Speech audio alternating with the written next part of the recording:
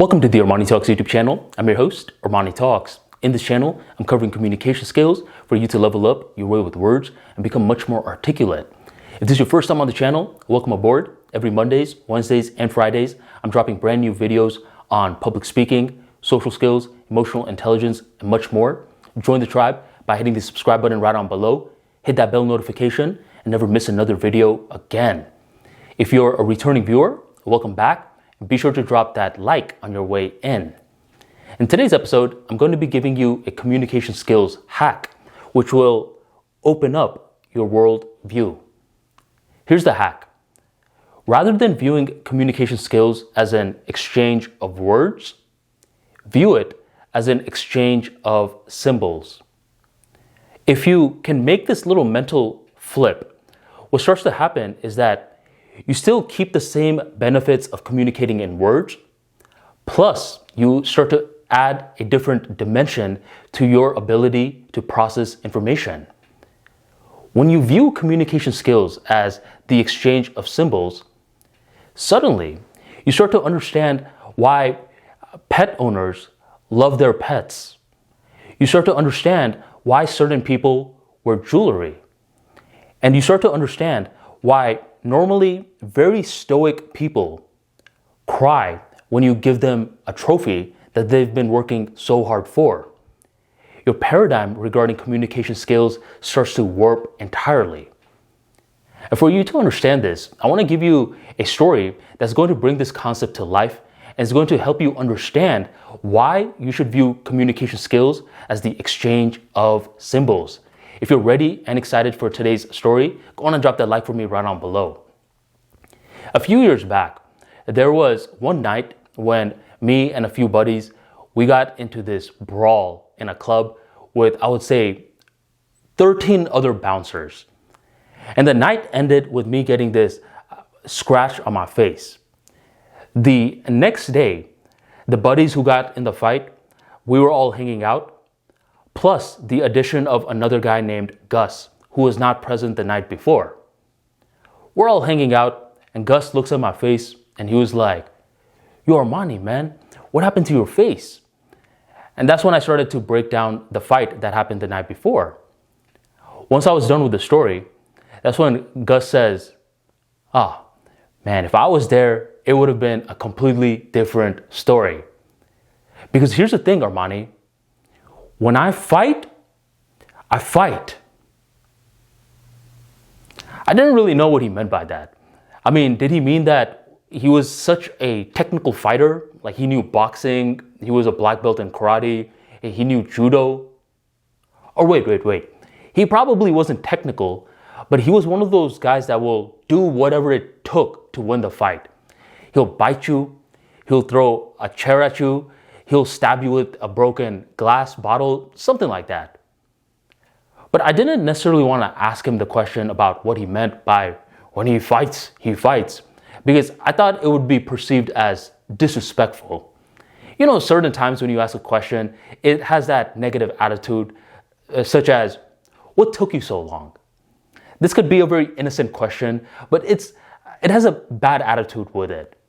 So I was like, okay, I'll let him think whatever he needs to think. Within the next couple of weeks, what started to happen was that Gus wanted to really reinforce how when he fights, he fights. He would randomly bring up how he was such a tough guy in these random occurrences that the friends and I had. It rarely fit the context of the situation, but he would always just keep bringing up how he's a fighter. And eventually, what he would do was he would start off the first half of his little slogan, and he'd want his friends to finish off the second half. He'd be like, "When I fight, you fight." And Gus was really feeling himself, but what he was doing was having an impact on us. We started to view Gus as this beacon of what it took to be a fighter. You don't mess with this guy. And this is what my narrative mind was thinking. But my logical mind every now and then would look at Gus and I'd be like, this guy looks like a human version of a rhino. Stumpy, fat, thick, whatever you want to call it. He looks like a rhino. He doesn't look like a fighter to me. But my narrative mind was now repeating that slogan. When I fight, I fight. So whenever the narrative mind and the logical mind are conflicting with one another, normally the narrative mind wins. So I went back to viewing him as a fighter. But little did Gus know, when you make bold claims like this, eventually you're going to have to prove yourself. One night, we go into this club and we pay $20 club entry fee. We're in there for, I would say, 10 minutes, and one of the guys that we're with stumbles. And as soon as he stumbles, the bouncer is like, "Whoa, buddy, you're way too wasted. You're out of here." And we're like to the bouncer, "Nah, man, he just stumbled." And then the bouncer is like, "You guys are all out of here too." So we leave. But before we leave all the way, we're like, we would like our money back. We've only been here for 10 minutes. And we're over here having a pretty civil conversation at this point. It's not too heated. Each of the buddies have one bouncer that we're speaking to. For most of the buddies, it's calm. But on this particular night, Gus is with us, and the bouncer that he's talking to, Gus, is getting pretty loud, as you can say. As most of us are talking, eventually I hear Gus getting louder and louder. "You don't want to disrespect me, man. Trust me, give me my money back, give us, our friends, the money back, and everything will be okay. Trust me, you don't want to mess with me." And that's when the friends, we were looking at Gus, and we were looking at the bouncers. Didn't these bouncers know that when Gus fights, he fights? More time is going on by, and Gus is getting even louder with the bouncer he's talking to. He's getting in his face, he's jabbing his finger on the bouncer's chest, and eventually he pushes the bouncer. The bouncer says, "You push me one more time and I'm going to punch you."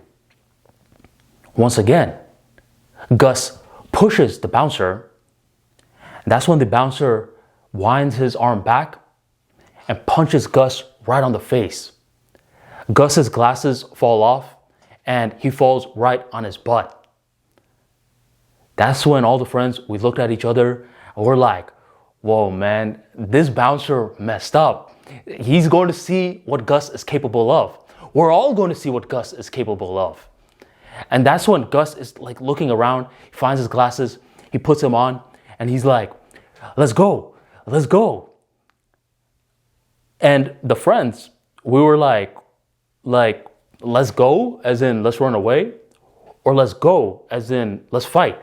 You got to be a little bit more specific right now, man.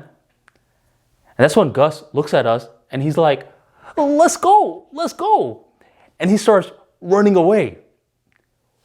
When he starts running away like that, all the friends, we look at each other, we look at the bouncers, and we're like to the bouncers, "All right, fine, keep the money." And we start running after Gus. We eventually find this guy. There's basically this lamp that's creating a shadow right across his face. It looks like a movie scene.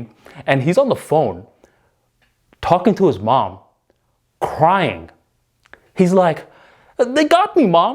They got me." With tears running through his face. And that's when a bunch of the buddies were just like, "What is this, Gus? I thought when you fight, but you ran away." Once Gus hangs up, you could tell he wants us to comfort him, but we're not really in the mood because at this stage, it just felt like we were being lied to for so long. Within the next couple of days, we didn't hear much from Gus. We invited him to hang out, but he just said no for a couple of days. And eventually, on one particular evening, he decides to host a party at his place. He invites all the friends from the club night, plus a lot of different people. We all go meet up to say what's up to Gus, and he seems to be in a good mood, a very enthusiastic mood. He's being a great host. And eventually, what he does is that he gathers a bunch of people together for a story time, and he's like, "Yo, guys, you won't believe it. A couple of nights ago, me and the boys, man, we almost got in this epic brawl. What happened was that the bouncer saw that I meant business, and suddenly he decided to sucker punch me. And I didn't have my glasses or anything, so clearly I'm not gonna fight the guy without glasses. But just imagine if I did have my glasses. Because when I fight. And that's when myself and all the guys that were at the club night were looking at Gus and were like, this guy is over here telling a story of something that didn't happen. But from Gus's worldview, it did happen. And he was saying it with so much conviction and so much enthusiasm. We're like, all right, man, let's just let Gus have his moment. I thought that was one of the strangest things that I've seen a guy do. What cognitive dissonance. I knew Gus for a couple of years, and eventually I would find out why he kept doing this motion over and over again. As I got to know him, I got to know more about his life. And there were 3 moments which stuck out. When he was I would say like 6, 7 years old, there was a moment he told me when his basketball coach yelled at him in front of his other teammates, and the coach yelled at Gus because apparently Gus quit on the team. That's one moment. Another moment happened roughly around 16 to 17 years old, where his dad yelled at him for not taking the driver's license exam seriously and said that Gus was typically a quitter whenever things got tough. And then fast forward to his most recent memory of him telling me when someone yelled at him for being a quitter. It was his boss. His boss was saying, whenever something goes tough, Gus, you tend to quit. Here's the thing with Gus. He basically gave me these moments throughout, I would say, a couple of months to a couple of years span. So I don't think he noticed what he was telling me. But I noticed 3 different moments of when someone of higher authority called him a quitter. And that's when it started to make all the sense in the world. When I stopped viewing communication skills in the exchange of words and started to see the symbols. You want to know what this meant? When I fight. It was a symbol for when I commit, which was a symbol for I'm not a quitter. I'm not a quitter. That's why he just kept repeating it over and over. And here's what's even more nuanced about this. The people who were often calling him a quitter had a higher social authority than him. A coach, his father, his boss. But when he was chilling with his friends, we had the same social value as one another. So among his equivalent peers, he didn't want to be viewed as a quitter. That's why he just kept repeating it over and over again. And even if reality proved that when the going got tough, Gus is gonna start running away, he believed the symbol so much that the symbol warped his perception of reality. And that's one of the main reasons you want to start viewing communication skills as an exchange of symbols rather than an exchange of words. Because if I just went by the words of when I fight, I would have never been able to connect the other 3 dots that he gave me into his life, which eventually led away with the insight that Gus was fearful of being viewed as a quitter among his peers. So try this communication skills hack out for yourself. Start to view communication skills in the lens of symbols, and so many things start to make way more sense. Did you enjoy today's talk? Do you want more in-depth breakdowns like this into social skills? Then be sure to check out the Charisma King. In this book, I break down in a logical and scientific way on how social skills work. I give you a lot of practical insights, tips, tricks, and strategies on how to manage social anxiety, how to create effortless small talk, how to build the attractive personality, and much more so you can connect better with others. Grab the Charisma King in the description box or in the pinned comment, or go on ArmaniTalks.com and grab your copy today. Level up your social skills, and thank you very much for joining the Armani Talks YouTube channel. I will catch you next time.